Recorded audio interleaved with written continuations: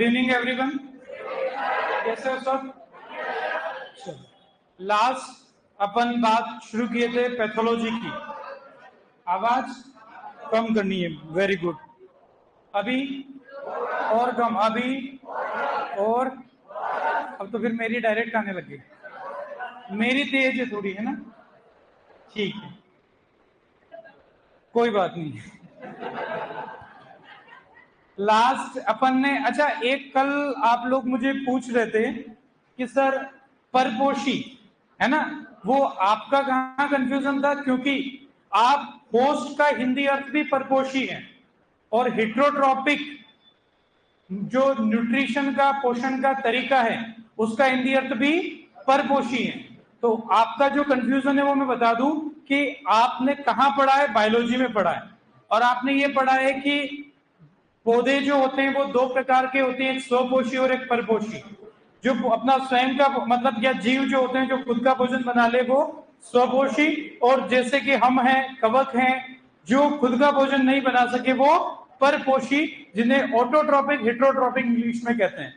यहां पर उस मीनिंग से इसका मतलब नहीं निकलता है। यहां पर पैथोलॉजी में जो होस्ट शब्द है उसका हिंदी अर्थ भी आप गूगल करोगे तो आपको परपोषी ही मिलेगा, और उसका मतलब ये हुआ कि वह पौधा या वह जीव जिस पर हमारा क्या है, पैथोजन जो है, रोगजनक है, वो पोषण के लिए निर्भर है, तो वो परपोषी और जो है वो परजीवी। जरूरी नहीं कि हमेशा पौधे ही परपोषी होंगे, होस्ट होंगे।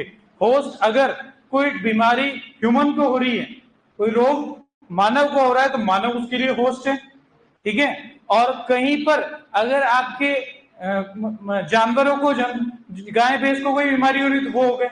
एक होस्ट का मीनिंग एक और भी होता है, तो आपको याद दिला दूं कि कई बार आप मेहमान और मेजबान शब्द सुने, ठीक है। तो होस्ट कई बार कहता ना कि अरे पार्टी कौन होस्ट कर रहा है, होस्ट मतलब जो खर्चा कर रहा है, ठीक है। जो मेहमान तो आने वाले, मेजबान जो खर्चा कर रहा है, तो होस्ट मीनिंग वहां भी देता है। लेकिन हमारे यहाँ पर आपका जो बातों से कल मुझे लगा था, परपोषी वाले शब्द पे कंफ्यूजन था। क्लियर है? ठीक है, वो बात अलग है, ये बात अलग है। परजीवी परपोषी से भोजन लेता है, परपोषी परजीवी को भोजन प्रदान करता है, ठीक है। कल जो अपन ने बात करी थी उसी से अपन आगे बढ़ते हैं, ठीक है। यहां पर आवाज आ रही है सभी को ऑनलाइन? शायद एक का किसी का कमेंट है कि आवाज नहीं आ रही है। ऑनलाइन वाले आ रही होगी सबको, बाकी को शायद। तो यहां पर अपन ने जो कल बात शुरू करी थी उसी से अपन आते हैं। अगर आपको पूछ ले कि भारत में पादप रोग विज्ञान के जनक कौन है, तो आंसर क्या है? E.J. बटलर है, ठीक है। आपको पूछ ले कि विश्व में माइकोलॉजी कवक विज्ञान के जनक कौन है, तो आंसर P.A. माइकेली अपन ध्यान रखेंगे। विश्व में पादप रोग विज्ञान के जनक कौन है? एंटोन डी बारी, ठीक है। ये तीन चीजें अपन ने ध्यान रखनी है।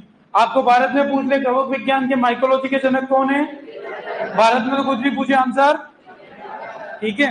आपको ध्यान रखना था भाई सिंपल सा कि जो फाइटोपैथोलॉजी या प्लांट पैथोलॉजी जो शब्द हैं वो आपकी कौन सी भाषा से लिया गया, जिसमें फाइटोन का अर्थ क्या है, पैथोस का अर्थ क्या है, और लोगस का मतलब, ठीक है। इसके अलावा कुछ छोटी छोटी सी परिभाषाओं की अपन ने बात करी थी। सबसे पहली बात, रोग क्या होते हैं, यानी कि जैविक या अजैविक कारणों से, कॉपी में नहीं देखकर सुन के याद रखना है ना, जैविक या अजैविक कारकों द्वारा पादपों में होने वाली असामान्य वृद्धि, असामान्य जो स्थिति है उसे कहते हैं रोग। और केवल अगर अजैविक कारक से कुछ हो रहा है रोग, उसको क्या बोलेंगे, विकार, डिसऑर्डर बोलेंगे, ठीक है। तो क्या मुझे बताना कि जो जैविक कारक है वो संक्रमणकारी होते हैं, मतलब संक्रमणकारी, इंफेक्शियस। इसका मतलब ये है कि हमारे खेत में अगर बीमारी हो रही है तो वो पड़ोस के खेत में भी हो सकती है, इन्फेक्शियस। लेकिन आपके अगर अजैविक कारकों से यानी कि विकार अगर है तो ये गैर संक्रमणकारी है, नॉन इन्फेक्शियस। ऐसा नहीं है कि हमारे खेत में आपकी खीरा रोग हो रहा है तो पड़ोस के खेत में भी खीरा रोग होगा, ऐसा जरूरी नहीं है। क्लियर है बात? फिर अपन ने कुछ और शब्दों की बात करी थी। अपन ने और क्या देखे थे उसके बाद,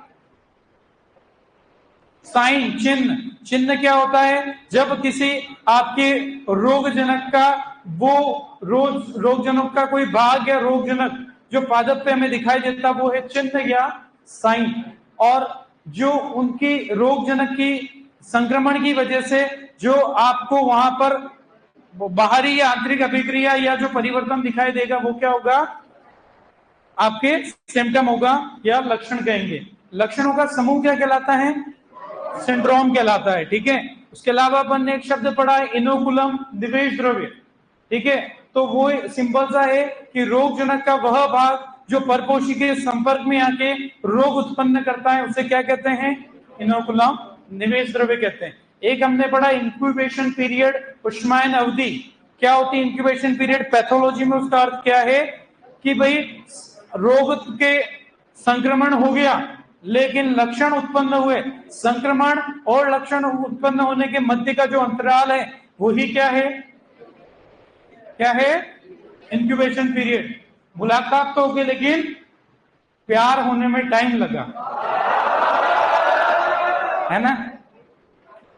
तो जरूरी नहीं है कि वो प्यार पढ़ाई से भी हो सकता है ना, किताबें हाथ में है लेकिन पढ़ने का जुनून जिस दिन आया उसके बीच का अंतराल इंक्यूबेशन पीरियड ही है। ठीक है, चलो और कोई शब्द बचा अपन ने पढ़ा, वो हो गया सारा। हाँ, फिर अपन आए थे परजीवी। परजीवी सिंपल सा था कि भाई किसी पादप, किसी फसल, हमारे पैथोलॉजी के अंदर या पादपों की बात करें तो वह जीव जिससे कोई जीवित जीव पोषण प्राप्त करता है, जो जिससे करता वो परपोषी और जो प्राप्त करता वो परजीवी। फिर परजीवी यानी कि पैरासाइट को हमने दो ग्रुप में क्लासिफाई किया। एक हमने कहा ओब्लिगेट पैरासाइट, ठीक है, हिंदी अपन ने लिख लिया बाध्य परजीवी, अविकल्पी परजीवी। ठीक है, नाम में है अविकल्पी, यानी कि इसके पास कोई विकल्प नहीं है। जीवित जीव इसको भोजन के लिए मिला तो ठीक है, नहीं तो मर जाएगा। ठीक है, मिला तो मिला, नहीं तो मर जाएगा। ठीक है, हाँ तुम समझ गए। ठीक है, दूसरी बात, इसमें अपन ने कुछ उदाहरण की बात करी थी, कुछ रोगों की, वो एग्जांपल्स हमारे एग्जाम्स में क्वेश्चंस में आते हैं और आगे जब रोग पढ़ेंगे तब अपन और चर्चा करेंगे उसकी। दूसरा होता है जिसको कहते हैं फैकल्टेटिव पैरासाइट। जब भी नाम में आता है फैकल्टेटिव या विकल्पी, तो फैकल्टेटिव का मतलब उल्टा होता है हमेशा। भाई आपने कहा कि फैकल्टेटिव पैरासाइट है, मतलब वो वास्तविकता में क्या था, मृतोपजीवी, सैप्रोफाइट था। तो उसको वास्तविकता में सैप्रोफाइट था, लेकिन जब उसको मृत कार्बनिक पदार्थ नहीं मिलता है तो बोलेगा मैं जीवित पदार्थ से भी काम चला लूंगा। तुम लोग यार बड़े शातिर हो तुम, है ना। तुम्हारी क्लास में ऐसे आज के बाद ऐसे मजाक नहीं करेंगे। हाँ ठीक,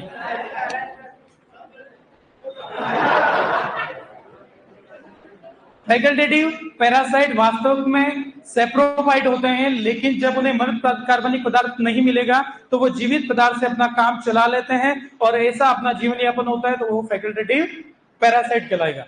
उसी तरीके से नीचे अपन एक केस और देखते हैं जहां पर बात करते हैं सेप्रोफाइट की। ऐसे जीव जो मृत कार्बनिक पदार्थ से अपना भोजन लेते हैं वो सेप्रोफाइट या सेप्रोब भी कहते हैं। ठीक है, और अगर वो केवल मृत कार्बनिक पदार्थ से काम चलाएंगे तो ऑब्लिगेट, सेप्रोफाइट, अविकल्पी, मृतोपजीवी। और अगर वो जब कभी उन्हें जीवित जीव नहीं मिलके वो मृत कार्बनिक पदार्थ से काम चलाने आएंगे तो उन्हें फैकल्टेटिव सेप्रोफाइट कहा जाएगा, विकल्पी मृतोपजीवी कहा जाएगा। तो इनकी डेफिनेशन और इनके एग्जाम्पल को अपन लेते हैं, तो आप मेरे साथ ही नोट करना, फिर आगे बढ़ेंगे।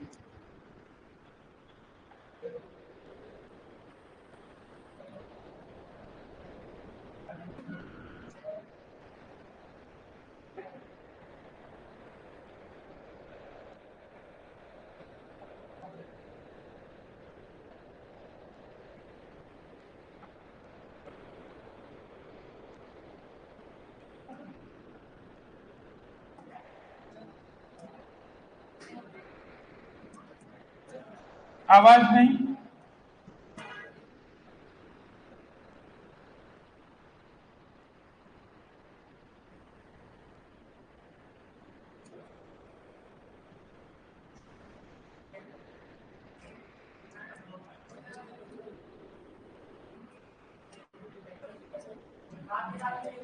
हाँ अभी लिख लो, क्योंकि मैंने आपको एक बार तो समझा दिया, फिर लिखने के बाद परिभाषा और एक बार बताऊंगा, है ना। आप साथ में नोट करें अभी।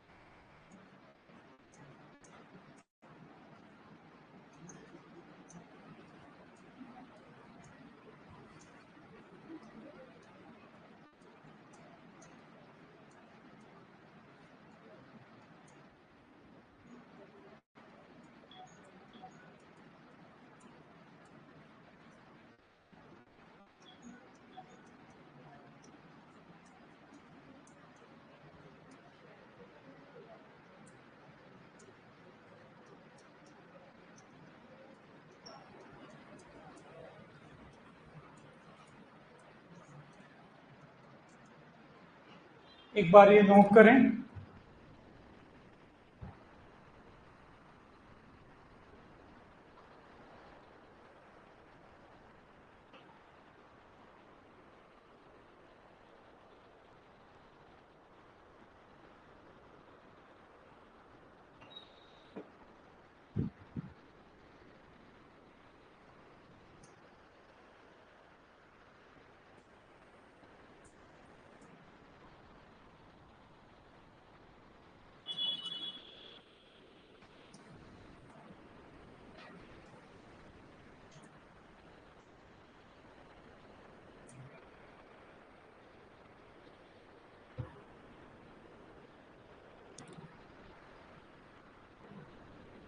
कल ये लिखा था क्या अपन ने? किसी कमेंट आया सर कल ये लिखा दिया था आपने, कल ये नहीं लिखा था। कल अपन ने परजीविका लिखा था, आज मृतोपजीविका बात कर रहे हैं।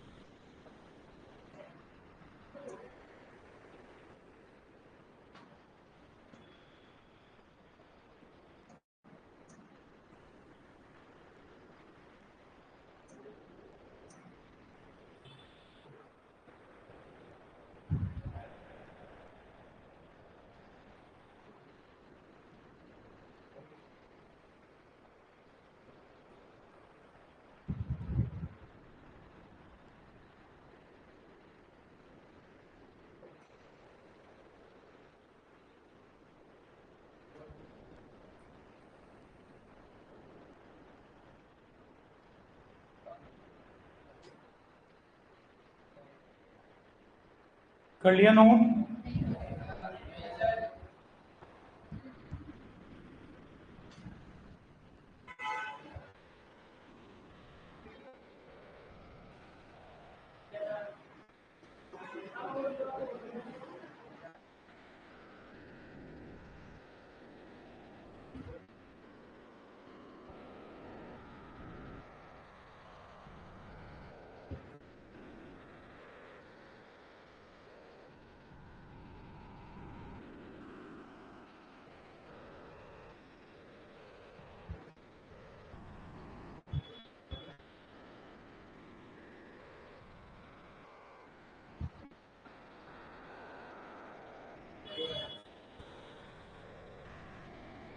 बढ़े आगे।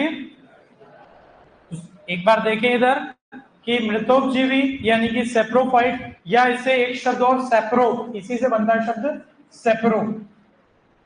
सेप्रो भी इसी को कहते हैं, सेप्रोफाइट, सेक्रोप। अच्छा, कल अपन ने एक लिखा ओब्लिगेट पैरासाइट, वहां एक शब्द और लिखो बायोट्रॉप। ये शब्द मैंने एक, आप ये और लिख लो, जहां अपन ने लिख रखा है क्या, ओब्लिगेट पैरासाइट लिखा है ना कल। अविकल्पी परजीवी, उसका एक नाम और होता है बायोट्रॉप। बायो मतलब जीवित, ठीक है ना। ये शब्द कहीं ना कहीं उनका मीनिंग से ही बनते हैं, अभी आपको बता। बायोट्रॉप लिख लिया कल वाली जगह, कहां लिखा, ओब्लिगेट पैरासाइट में। बढ़िया के, चलो देखो आपको ये भी चीज समझा भी देते कैसा क्यों है इस शब्द का मतलब, और आसानी से याद रहेगा, रटना नहीं पड़ेगा। पहली बात तो सेप्रोफाइट का जो है, यानी कि सेप्रोप जो है मृत कार्बनिक पदार्थ, डेड ऑर्गेनिक मैटर से ये भोजन प्राप्त करता है। इसको जीवित परपोषी मिलेगा तो ये उससे भोजन नॉर्मली नहीं लेता है। तो अब इसमें दो प्रकार हो गए, एक हो गया ऑब्लिगेट सेप्रोफाइट और दूसरा हो गया फैकल्टेटिव सेप्रोफाइट। ऑब्लिगेट मतलब फिक्स है, उसको मृत कार्बनिक पदार्थ मिलेगा तो भोजन प्राप्त करेगा, अपना जीवन चलाएगा, नहीं तो वो आपके जीवन यापन नहीं कर पाएगा। अब इसमें देखो शब्द आया नेक्रो। नेक्रो का मतलब, आप शब्द आगे परिभाषा बात करेंगे, नेक्रोसिस, और नेक्रो का मतलब होता क्षय। नेक्रो अपन उसको, नेक्रोसिस को हिंदी में बोलते हैं उत्तक क्षय, ठीक है। नेक्रो मतलब मृत, नेक्रो मतलब मृत, इसलिए इसमें फिक्स वैल्यू मृत से ही भोजन प्राप्त करेगा, इसलिए इसे नेक्रोट्रॉप बोला। और बायोट्रोप, बायो मतलब जीवित, और वो उसने तय कर लिया केवल जीवित से ही पोषण लेना, इसलिए उसका नाम बायोट्रोप, ऑब्लिगेट वाले का, अविकल्पी वाले का, है ना। ये दोनों शब्द परिभाषा अलग से नहीं रटनी पड़े, इसलिए शब्द पे ध्यान देंगे। बायो जो केवल जीवित से काम चलाएगा, बायो बायोट्रोप। जो मृत, केवल मृत से काम चलाएगा, नेक्रो, क्योंकि नेक्रो की परिभाषा भी अपन आगे बात करेंगे, ठीक है। तो वो ये तो हो गया। अब इसमें क्या बोला है, इसे बोला हेमी बायोट्रोप। क्या बोला, हेमी बायोट्रोप, यानी कि ये वैसे तो पैरासाइट था, सामान्यतः ये क्या था, पैरासाइट, परजीवी था, बायोट्रोप था सामान्यतः, लेकिन कुछ विशेष परिस्थितियों में जब इसको जीवित कार्बनिक पदार्थ नहीं मिलता है, ये मृतोपजीवी हो जाता है, तो इसलिए इसे फैकल्टेटिव सेप्रोफाइट के साथ साथ हेमी बायोट्रोप। अब दिमाग में आ रहा होगा कि सर हम फैकल्टेटिव पैरासाइट को हेमी सेप्रोफाइट बोल सकते, हेमी नेक्रोट्रोप बोल सकते हैं क्या? बिल्कुल बोल सकते हो। जैसे आपने उधर कल वाले में क्या लिखा, बायोट्रोप लिख दिया ऑब्लिगेट की तरफ, फैकल्टेटिव की तरफ लिखो हेमी नेक्रोट्रोप, ताकि अपना कॉन्सेप्ट ही क्लियर, ठीक है। हेमी नेक्रोट्रोप किसको बोल रहे हैं, जो वास्तव में तो मृतोपजीवी था लेकिन कभी कभी जीवित जीव से भी भोजन प्राप्त कर लेगा।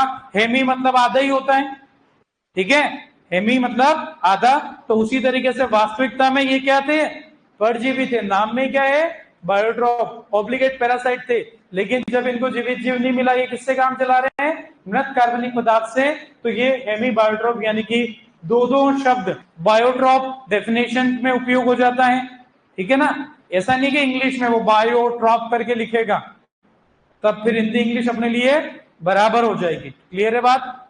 एग्जाम्पल की बात करें, इसमें mucor rhizopus penicillium agaricus, mucor rhizopus सीधी, जैसे यहां पर बात करें तो म्यूकर और राइजोपस कुछ तो फलों पे दिखने वाली कवक है, कुछ आपके ब्रेड पे दिखती हैं। अच्छा, ब्रेड रोटी जो है क्या वो जीवित है क्या? नहीं है, वो जीवित नहीं है, ठीक है, क्योंकि जीवित तो वो तब होता है, जीवित बीज होता है जिसमें भ्रूण सक्रिय होता है, जहां भ्रूण सक्रिय होता है वो जीवित बीज होता है, तो बीज को जीवित कह सकते हो, पौधे को जीवित कह सकते हो, लेकिन उसके बीज को तो तोड़ डाला, भ्रूण को नष्ट कर डाला, अब आपकी रोटी या ब्रेड जीवित नहीं है, तो ये केवल मृत कार्बनिक पदार्थ से काम चला रहे हैं, ठीक है। दूसरी बात, पेनिसिलियम एंटीबायोटिक बनाने में पहली एंटीबायोटिक इसी से बनाई गई थी, बताएंगे आपको। एगेरिकस मशरूम, कल किसी ने मेरे को पूछा भी था कि सर आपने बताया नहीं, तो मैंने कहा अगली क्लास में आएगा, तो मशरूम पे क्वेश्चन आ जाता है यहां से। म्यूकर राइजोपस, ये चारों इंपोर्टेंट एग्जांपल ही है, तो Mucor rhizopus, penicillium agaricus, mushroom जो होती है, आप अगर कभी मशरूम का अगर कहीं देखने जाओ तो वहां पर हमेशा स्ट्रो की तरह चारे जैसा वो भूसे का वो बनाते हैं और उससे ही, उस पर ही वो चलती है, ठीक है। तो ये इसको कोई जीवित जीव की आवश्यकता नहीं है। स्मट, वैसे रस्ट भी आपकी इसी कैटेगरी में आती है, वैसे रस्ट अपन ने वहां लिखी। रस्ट और स्मट की एक खासियत है कि सामान्यतः ये क्या होती है, जीवित जीव से काम चलाती है, ठीक है, लेकिन जब जीवित जीव नहीं मिलेगा, यानी कि होगा क्या, फसल से अपना पोषण ले रही है, फसल तो पौधा है वो तो हमारा जीवित है, लेकिन क्या होगा कि जब फसल काट दी उसकी, जैसे मक्का है, मक्का काट दी, अब उसकी कड़प जिसको बोलते हैं, यानी कि आपका स्ट्रॉ वगैरह जो है, पौधा जो बचा हुआ सूखा आपने खेत के किनारे डाल रखा है, ठीक है, उसमें भी वो पैथोजन चलेगा, वो तो जीवित नहीं है, लेकिन वहां पर भी, तो ऐसे केस में ये क्या हो जाएगी, फैकल्टेटिव सेप्रोफाइट, जीवित से थी लेकिन जीवित नहीं मिला तो मृत से भी इसका काम चल गया। क्लियर है बात।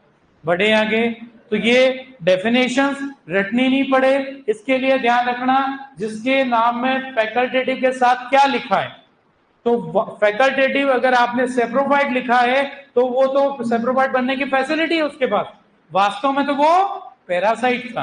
क्लियर है बात, क्योंकि गड़बड़ हो जाती है यहाँ पे कि आपने फैकल्टेटिव सेप्रोफाइट समझा, मतलब आप ये समझोगे, उल्टा नहीं समझ बैठो, इसलिए आप ये समझना कि सेप्रोफाइट बनने की फैसिलिटी, वास्तव में क्या है फिर, पैरासाइट। बढ़े आगे, चलो आगे अपन ये बायोट्रोप तो अपने को हटाना है, नहीं तो बाद में आपके कहीं रहेगा, ये तो वहां लिखने के लिए बताया था। आगे कुछ डेफिनेशन और अपन लेते हैं, बड़ी इंपॉर्टेंट, अक्सर एग्जाम में देखी जाने वाली दो डेफिनेशन को अपन ले रहे हैं। जिसमें एक है हाइपरट्रॉफी, जिसको कहेंगे हाइपरप्लेशिया। ले लो भली, पहले एक ही बात है, हाइपरप्लेशिया, अति वर्धन। पहले नोट मत करना, पहले समझना, ठीक है? मैं बोल दूंगा, जहां पे नोट पहले करना होता वहां मैं बोल देता हूं, है ना? अतिवर्धन। देखो सिंपल से क्या होगा कि परपोषी पादप जो है, अब वहां पर रोगजनक आया, रोगजनक का काम है उसको परेशान करना, ठीक है? एक तरीके से इसको हमने, जिन्होंने ब्रीडिंग पढ़ ली, आपका डिजीज या पैथोलॉजी हमारे बायोटिक स्ट्रेस में आता है, जहां पर बायोटिक रोगजनक है जो किसी पौधे को कहीं ना कहीं तनाव दे रहे हैं, जितना अच्छा प्रोडक्शन क्वालिटी देना है वो नहीं दे पाएगा, तो उसको रोग अगर होगा तो क्या पैदावार अच्छी आएगी? क्या नहीं आएगी? तो कहने का मतलब ये क्या करेंगे यहाँ पर, अब दो चीजें यहाँ पर हो सकती है, एक होती है हाइपरप्लेशिया, एक होती है हाइपरट्रॉफी। हाइपरट्रॉफी और हाइपरप्लेशिया के डेफिनेशन पे क्वेश्चन आता है, तो यहां पर ध्यान रखना है कि रोगजनक आया परपोषी की कोशिकाओं में, अब उसमें एबनॉर्मल ग्रोथ होनी है, बहुत ज्यादा वृद्धि, जैसे आपके कैंसर में नहीं होता ट्यूमर बनता है, ठीक है? तो कैंसर में ट्यूमर बनता है, उसी तरीके से ये चीजें हैं। अब यहां पर बहुत अत्यधिक वृद्धि होगी उस पादप के अंदर, तो अत्यधिक वृद्धि के दो कारण हो सकते हैं, या तो कोशिकाओं की संख्या बढ़ के वृद्धि हो सकती है, या फिर कोशिकाओं का आकार बढ़ के। तो कोशिकाओं की संख्या में बढ़ोतरी होने से होने वाली असामान्य वृद्धि, उसे क्या कहेंगे? हाइपरप्लेशिया। संख्या में बढ़ेगी तो हाइपरप्लेशिया, और आकार में बढ़ेगी तो हाइपरट्रॉफी। दोनों की परिभाषा लिखते हैं, फिर और बात करेंगे। हाँ, अब नोट करें।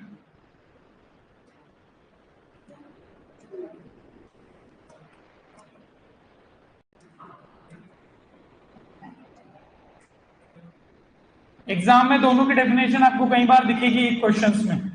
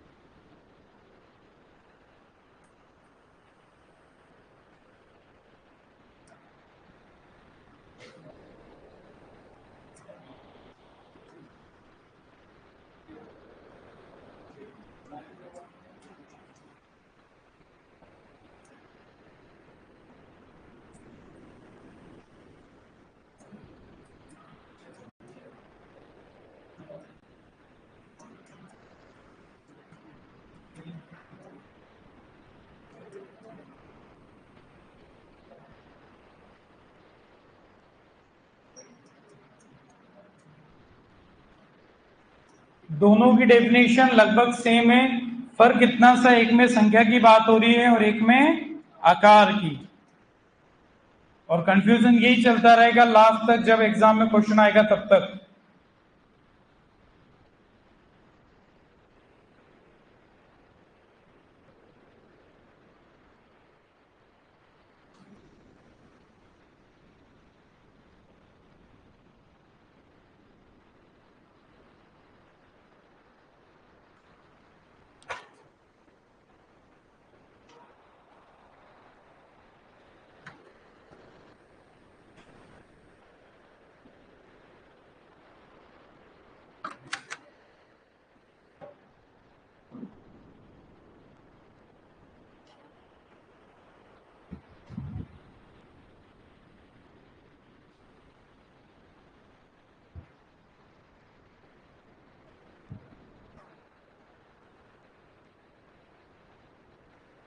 कर लिया नोट?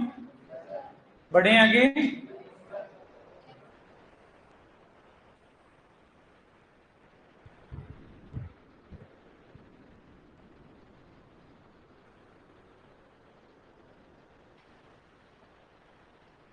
पूरी परिभाषा सेम है, बस एक शब्द का फर्क है दोनों में। और वर्धन, वर्धन जो है संख्या बढ़ने के लिए हिंदी अर्थ निकलता है उसका, और वृद्धि मतलब आकार के लिए निकलती है। तो ये हिंदी वाला शब्द थोड़ा सा, अब इतनी शुद्ध हिंदी तो अपन नहीं जानते, लेकिन कहीं ना कहीं उनके मीनिंग उसी चीज को बताते हैं। ठीक है, तो ये हिंदी मीडियम के कई सारे प्लस पॉइंट होते हैं। कई बार उसका शब्द तोड़ के अपन उसकी परिभाषा बना सकते हैं। इंग्लिश में वो पॉसिबल हमेशा नहीं हो पाता, इंग्लिश में भी होता है लेकिन हमेशा नहीं, हिंदी में चांसेस ज्यादा रहते हैं। तो अतिवर्धन, अति मतलब बहुत ज्यादा, वर्धन मतलब कोशिकाओं की संख्या बढ़ रही, अति मतलब बहुत ज्यादा क्या हो रही है, कोशिकाओं का आकार बढ़ रहा है, और उसकी वजह से होने वाली ये जो वृद्धि है उसे ही अपन हाइपरप्लेशिया और हाइपरट्रॉफी के नाम से जानते हैं। ध्यान रहेगा, क्वेश्चन यहां से भी आता है। दोनों इंपॉर्टेंट डेफिनेशन है। अभी तक जो डेफिनेशन बात करी पैरासाइट वाले इंपॉर्टेंट डेफिनेशन, उसके अलावा अपन ने बात करी किसकी, सेप्रोफाइट वाली इंपॉर्टेंट डेफिनेशन, ये दोनों स्टार्टिंग के 3-4 डेफिनेशन तो केवल पैथोलॉजी को, सब वो आपको केवल नॉर्मल नॉलेज के लिए थी, है ना। आगे आते हैं एक जिसे अपन अब समझना थोड़ी देर, उसे अपन एक को कहेंगे इटियोलेशन। इटियोलेशन हिंदी में से पांडुरता बोलते हैं। एक होगा जिसे अपन कहेंगे क्लोरोसिस, क्या होगा, तो क्लोरोसिस को हरिमाहीनता बोलते हैं। मैं दोनों शब्द बताता हूं, लेकिन आपको जो ज्यादा सुटेबल लगे वो आप याद रख सकते हो, कोई दिक्कत नहीं है। ठीक है, मेरा काम दोनों शब्द बताता हूं। कई बार लगे है कि यार ज्यादा शुद्ध हिंदी हो रहा है तो इंग्लिश का शब्द हमेशा साथ में चलेगा। ठीक है, अब क्या है समझते हैं इस बात। पौधों में पीलापन आता है, ठीक है, पौधों में पीलापन अगर आपके प्रकाश की अनुपस्थिति के कारण आ रहा है, भाई पौधा आपने क्या करा कि धूप मिल ही नहीं रही कहीं पे, आप देखोगे या तो बड़े जंगल है तो बड़े पेड़ और नीचे छोटे छोटे से पौधे हैं तो उनको धूप मिल नहीं पाती कई बार, या कई बार धूप आ ही नहीं रही है, तो ऐसे केस में पौधे पीले पड़ जाते हैं। आप कोई पौधा है जो छांव आप कमरे के अंदर रख दो जिसको धूप चाहिए, तो धीरे धीरे उसकी पत्तियां पीली हो जाएगी, उसका उसे कहेंगे इटियोलेशन, पांडुरता। हमने कहा था इटियोप्लास्ट, पढ़ा अपन ने प्लास्टिड का एक प्रकार इटियोप्लास्ट बताया था मैंने। तो जब प्रकाश की अनुपस्थिति के कारण उसी से बना शब्द इटियोलेशन।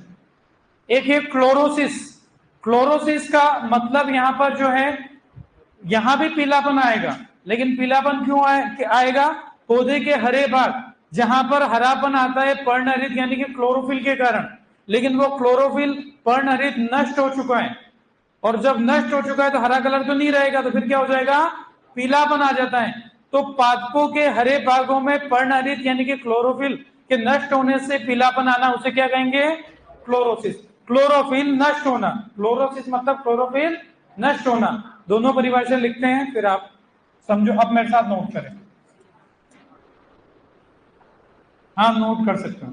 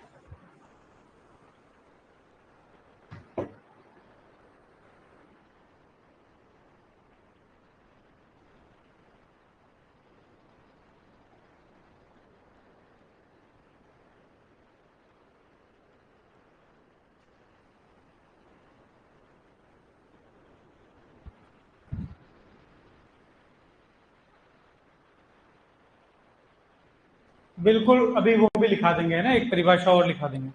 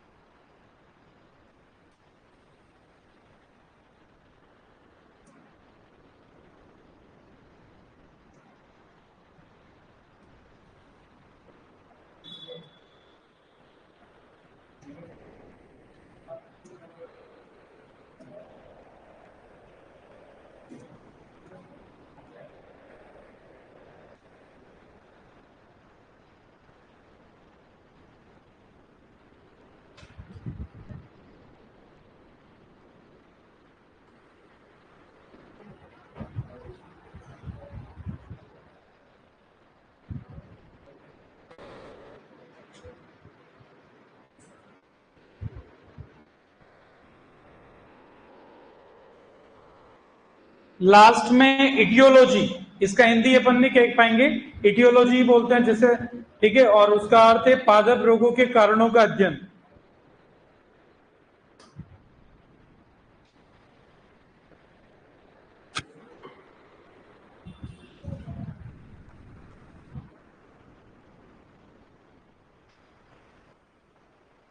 हो गया नोट सबका?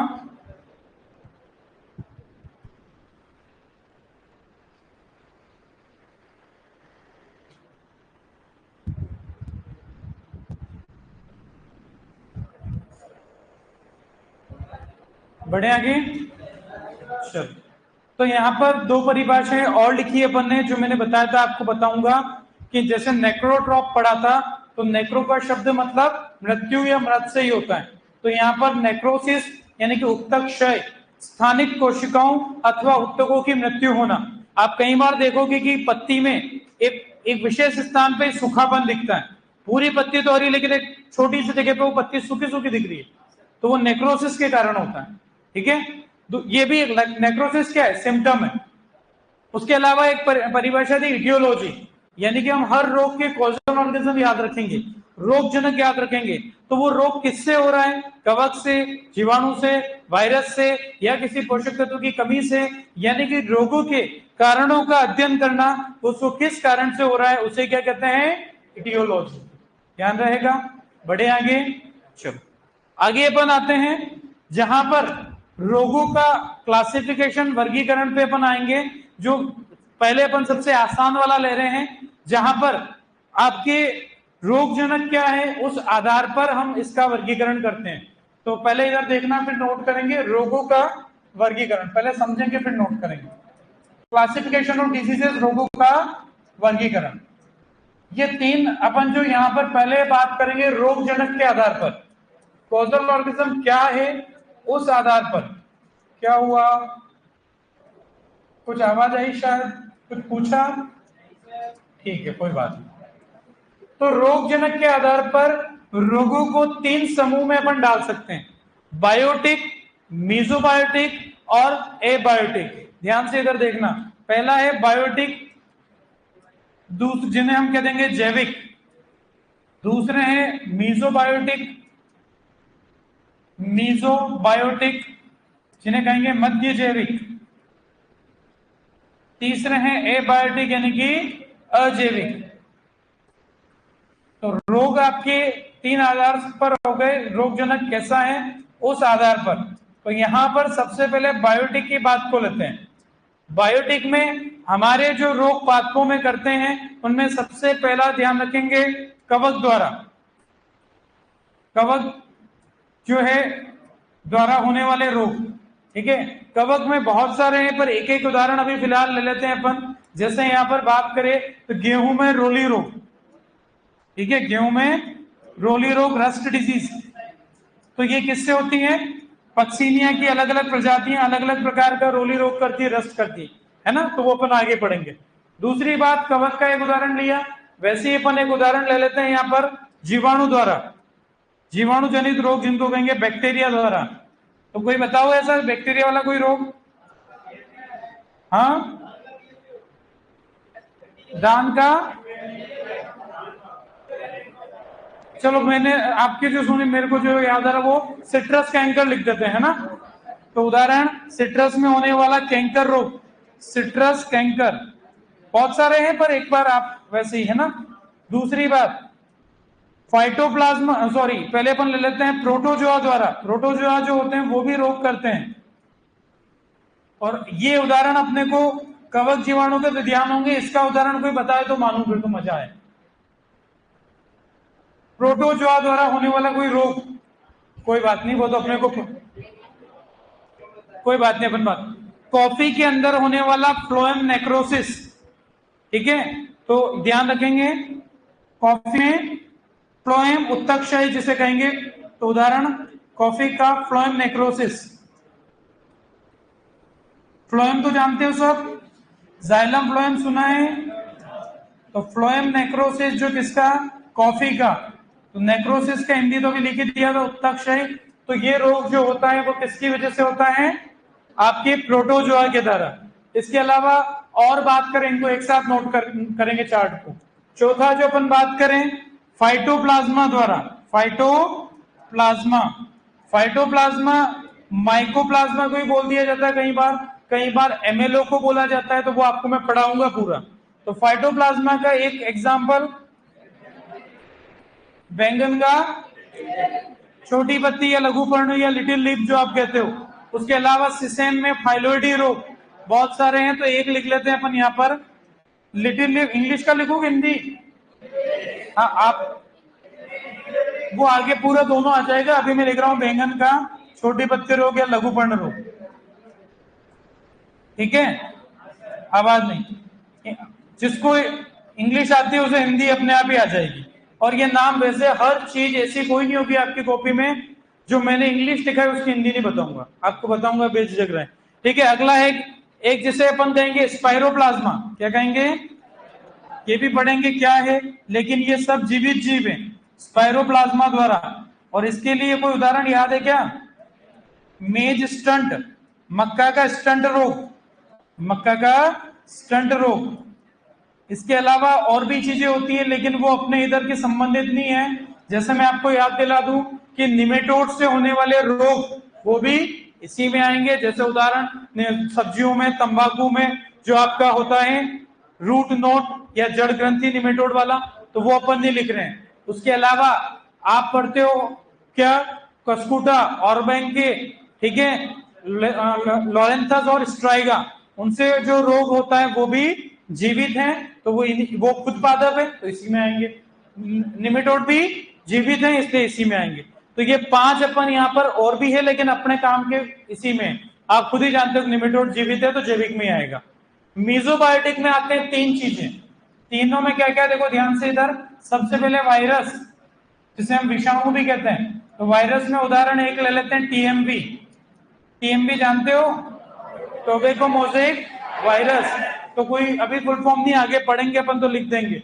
दूसरा अपन ध्यान रखेंगे वायरोइड, वायरोइड से होने वाला कोई बताओ, ठीक है, उदाहरण आलू का तरकुगंध रोग, पोटैटो स्पिंडल ट्यूबर डिजीज, ठीक है, तो आलू का तरकुगंध इंग्लिश आगे लिखा देंगे, तो पोटैटो स्पिंडल ट्यूबर डिजीज ध्यान रखेंगे। एक होते हैं प्रियोन्स, लेकिन प्रियोन्स पादपों में रोग नहीं करते हैं, लेकिन आपको ध्यान रह जाए प्रियोन्स एक मध्य जैविक, ये न तो आपके जैविक है न अजैविक है। अब ये दिमाग में आता है सर ऐसा भी हो सकता है क्या, होता है, वायरस से ही समझते हैं, ठीक है, वैसे वायरस पढ़ाऊंगा तब बात आएगी, लेकिन हल्का सा डाउट क्लियर करें।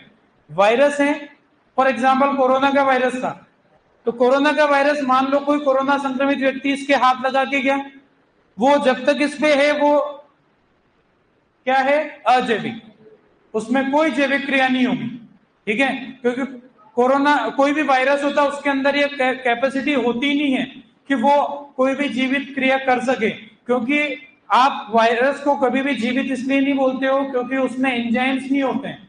मैंने कहा आपको बात बताई शायद कि जीवित होने के लिए क्या महत्वपूर्ण है, एंजाइम। कोई भी चीज आपको पूछा गया कि जीवित एक नहीं है तो उसमें एंजाइम है तो जीवित है, एंजाइम खत्म जीवित नहीं है।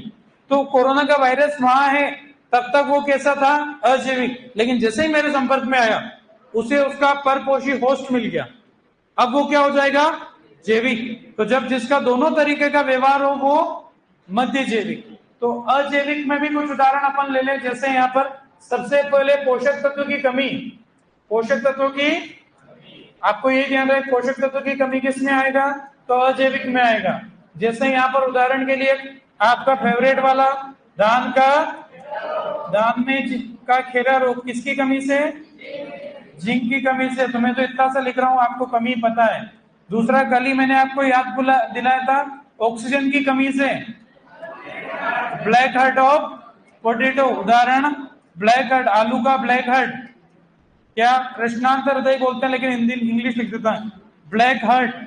ठीक है। और बात करें यहाँ पर तापमान की वजह से, ठीक है, तापमान की वजह से, तो तापमान जो होता है इसमें दो चीज होगी। अधिक तापमान अगर हुआ तो सूरज दाग, सन स्केल्ड बोलते हैं, क्या बोलते हैं? अधिक तापमान अगर रहा तो सूरज दाग, हिंदी में इंग्लिश में सन स्केल्ड बोलते हैं। ठीक है। और बात करें, अगर तापमान कम होगा तो फसल को कौन सा रोग होता है बताओ? पाला पड़ जाता है ना, तो फ्रॉस्ट अटैक कहेंगे। फ्रॉस्ट इंजरी को सुना है? तो कम तापमान तो पाला पड़ना, ये भी पाला भी रोग हो गया फसलों पे। तो जो किसी, आपको ध्यान रहे कि किसी रोगजनक से नहीं होता, वो तापमान की वजह से। और बात करें प्रदूषकों द्वारा, पॉल्यूटेंट्स के द्वारा, प्रदूषकों द्वारा पॉल्यूटेंट्स कौन सा होता है बताओ? आम का ब्लैक टिप, आम का ब्लैक टिप जो है वो किन प्रदूषणों के कारण होता है? कंफ्यूजन है, कंफ्यूजन दूर करते हैं आपका। देखो इधर किस किस के कारण, ईंटों के भट्टों से सबसे पहले SO2, कार्बन मोनोऑक्साइड और इथिलीन, ये तीन ध्यान रखना, CO2 नहीं है उसमें, तो ध्यान रखें। तो SO2, कार्बन मोनोऑक्साइड यानी कि CO एवं इथिलीन, इन तीन के कारण से ये होता है आम का ब्लैक टिप। तो आप ऐसा करो, इस चार्ट को नोट कर लो।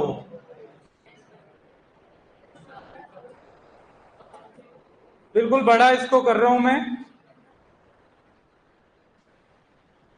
बट बंटवारा करना पहले जरूरी है, नहीं तो इधर का उधर लिख दोगे तुम। अब इसको व्यवस्थित नोट करें।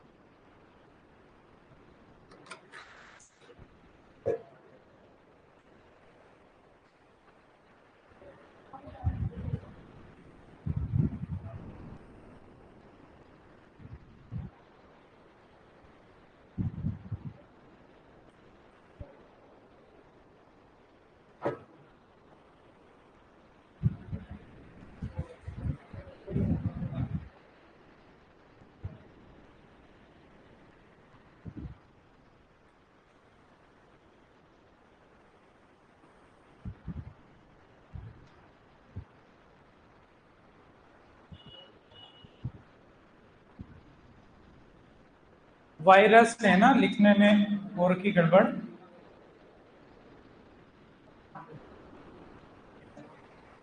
कहीं पे ऐसे कोई शब्द लिखने में बोलते टाइम कहीं रह जाए तो बता देना, है ना? हाँ, इधर नोट कर लिया क्या?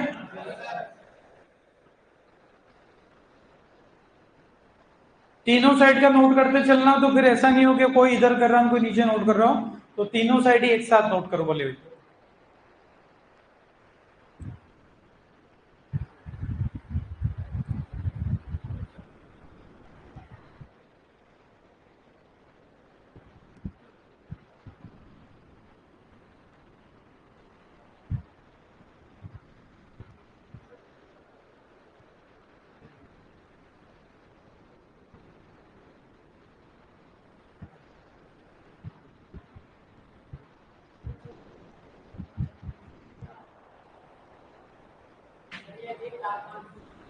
सूरज दाग, सन स्केल्ड। कहीं नहीं कहते ना यार कि ज्यादा गर्मी से फसलें जल गई, वही है ना।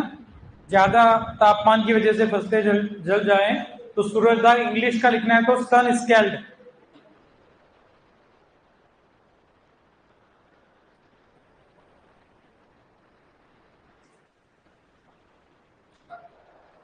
आजकल की जनरेशन नहीं है क्या यार कि यार सनस्क्रीन लगानी पड़ेगी, सनस्क्रीन लगानी पड़ेगी,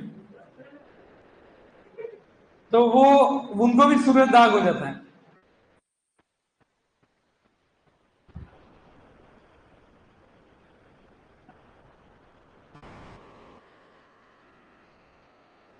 क्या हुआ?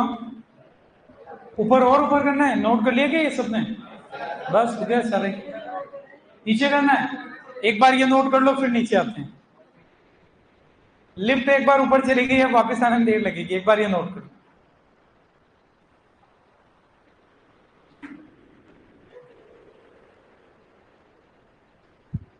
थोड़ी सी पड़ोसी की मदद ले सकते हो, पर ऐसा पड़ोसी जो वफादार हो, गलत लिख रहा हो तो फिर गड़बड़ हो जाएगी। वो खुद ही गलत लिखे फिर वो होता है ना कि मैंने इसको कुछ बोला और ये पीछे तक बात बदल गई। इसलिए आपका पड़ोसी वैसे समझदार है, सारे समझदार हैं यहाँ तो हमारे।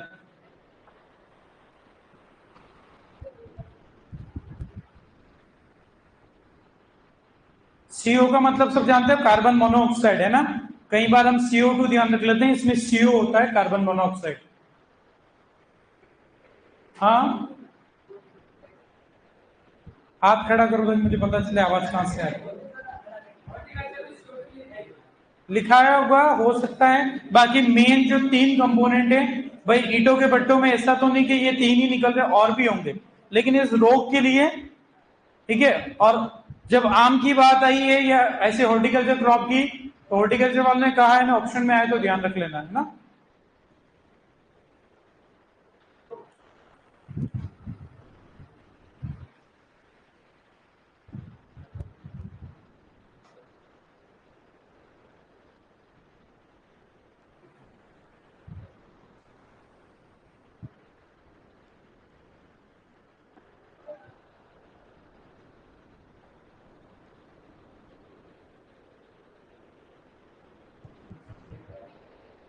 इसमें कोई ऐसा विशेष रटने वाला नहीं है, बट ये चीज आपको यहां पर पूछ ले कि निम्न में से कौन सा जैविक नहीं है, तो डायरेक्टली कंफ्यूजन होता है वायरस पे, वायरोइड पे और प्रियॉन्स पे। तो इसको कंफ्यूजन दूर करना बहुत जरूरी है। कई बार हम जानते ही नहीं कि प्रोटोजोआ क्या है, क्योंकि हमने बायोलॉजी इतनी अच्छे से, अब आपको याद नहीं है, तो प्रोटोजोआ भी आपके जीवित में ही आएगा, है ना। ध्यान होना चाहिए। सबने कर लिया नोट?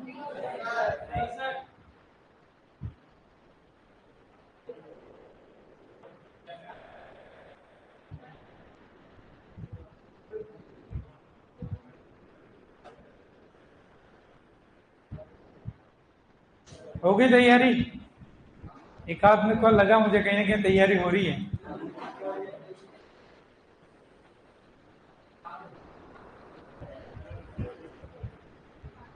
अच्छा, मैंने आपको अभी तक कौन सी शायरी सुनाई कि सुनाई कल? पहले वालों ने तो फिर भी सुन रखी होगी, कौन सी एक सुनाई है? एक ही सुनी क्या? एक आधी एक भी नहीं सुनी? कौन सी सुनी है? वो रिवीजन हो जाएगा, तगड़ा पड़ जाए ना। वो सुनाई थी क्या, तड़प के देखो? अच्छा, वो सुनाते हैं आज। वो वैसे सुन रखी पुराने वालों ने।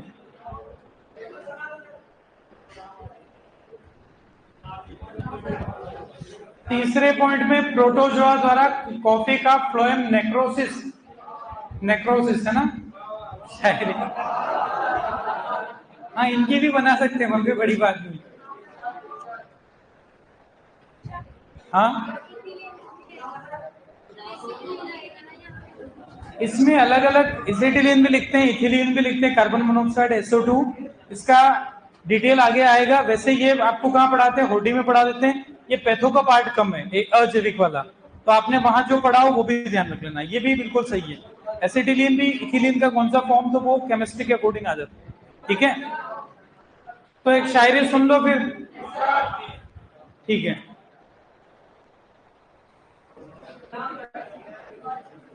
वो समझ गए।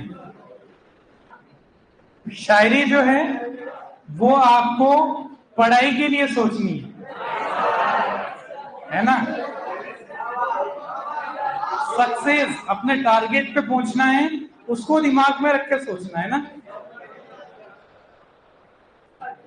तड़प के देखो किसी की चाहत में, पढ़ाई का सिलेक्शन WO तड़प के देखो किसी की चाहत में, तो पता चलेगा कि इंतजार क्या होता है। और यूं ही मिल जाए कोई बिना चाहे, तो पता कैसे चलेगा कि प्यार क्या होता है। Thank you.